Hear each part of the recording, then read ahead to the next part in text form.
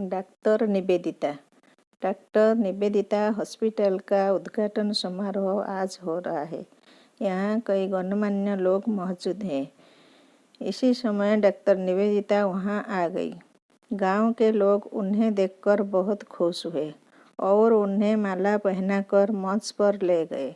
Nivedita ma'am ने अस्पताल का उद्घाटन किया और वहाँ मौजूद लोगों को एक कहानी सुनाई। एक बार की बात है, एक गांव में एक भिखारी अपनी बेटी के साथ भीख मांग रहा था।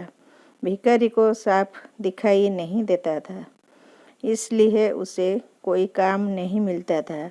वह अपनी बेटी के साथ भीख मांगने जाता था।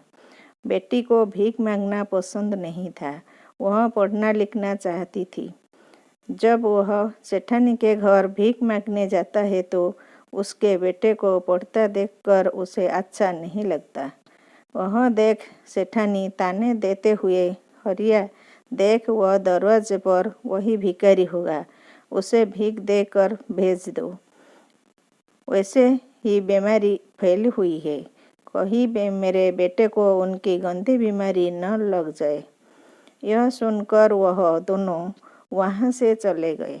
बेटी अपने पिता से पूछती है कि पिताजी, सारे लोग हमसे दूर क्यों भागते हैं? क्या हम गंदे लोग हैं? पिताजी ने बोले, अरे नहीं नहीं बेटा, बुराई तो हमारी गरीबी और इनकी सोच में है। बेटी बोली, पिताजी, एक दिन मैं डॉक्टर बनकर आपकी आंखों का इलाज करूंगी और इस गांव में एक अस्पताल भी खोलूंगी। उसके पिताजी ने बोले कि बेटा, हमारे लिए 2 वक्त की रोटी खाना भी मुश्किल है, अस्पताल कैसे खोलेंगे? तब वह सोचने लग गई कि अब मैं डॉक्टर बनकर रहूंगी। वह अपने पिता को लेकर मंदिर के बाहर बैठ गई और खिलौने बेचकर कुछ पैसे कमाने लगी। और फिर उसने गांव के शिक्षक से किताब ली और सरकारी स्कूल में पढ़ने चल गई। अब बेटी रोज स्कूल से घर आकर खिलौने बेचती है और अपने पिता की देखभाल भी करती है। वहाँ पूरी रात जागकर पढ़ाई करता है और हमेशा उबले नंबर लाता है। उसकी इस कामयाबी को देखकर गांव के सभी लोग हैरान रह गए। धीरे धीरे बेटी बड़ी हुई और कॉलेज में दाखिल के लिए परीक्षा देने लगी। उनके शिक्षक उनका बहुत समर्थन करते थे। परीक्षा में टॉप करने पर उसके पिता और शिक्षक बहुत खुश थे। अपनी पढ़ाई पूरी करने के लिए उसके बाहर जाना पड़ता है, परंतु उसका बिल्कुल भी मन नहीं होता है अपने पिता को छोड़कर जाने का। तब शिक्षक उसके पिता की सारी जिम्मेदारी लेने के लिए तैयार हो जाती है। बाहर जाकर उन्होंने बिल्कुल लगन से साथ अपनी पढ़ाई जारी रखती है। थोड़े समय तक उसकी कोई खबर नहीं आती है और गांव फिर से महामारी फैलने लगती है। सेठानी और उसकी बेटा इस बीमारी से अस्पताल में पड़े रहे। वहाँ कोई भी डॉक्टर नहीं आ रहा था।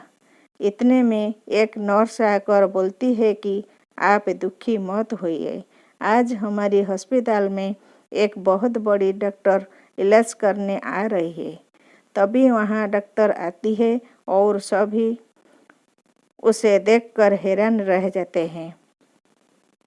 तभी वह अपने पिता के पैर छूते हैं और सबको इलाज शुरू कर देता है।